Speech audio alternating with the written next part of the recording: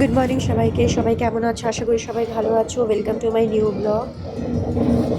খুব গরম রাঁচিতে, তোমাদের ওখানে কেমন অবস্থা? তোমরা আজকে কি কি রান্না করলে? আমি আজকে বানালাম হচ্ছে একটা ডাল,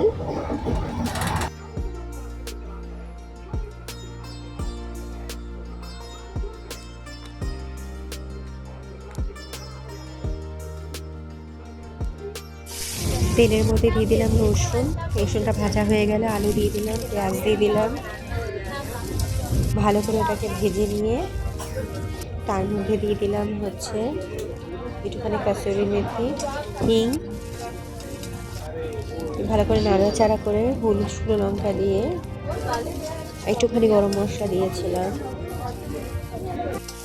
ধনে পাতা কুচি, আর ডালটাকে দিয়ে তারপর ঘি দিয়ে দিলাম।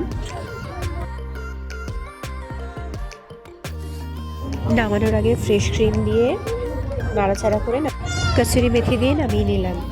হয়ে গেল আমার ডাল রেডি। আর বানিয়ে নিলাম পোচড এগ ডিম কারি। তেলের মধ্যে দিয়ে দিলাম জিরে, আলুটাকে সেদ্ধ করে রেখেছিলাম, রসুন কুচি, পেঁয়াজ কুচি, টমেটো কুচি, আদা কুচি, লঙ্কা কুচি, কসুরি মেথি দিয়ে ভালো করে ভেজে নিলাম। তার মধ্যে একটু জুড়ে ধনে, হলুদ, শুকনো লঙ্কা, নুন দিয়ে ভালো করে কষিয়ে নিলাম আলুটাকে। দিয়ে ওর মধ্যে গরম মশলা দিয়ে আরেকটুখানি নাড়াচাড়া করে তার মধ্যে জল দিয়ে দিলাম।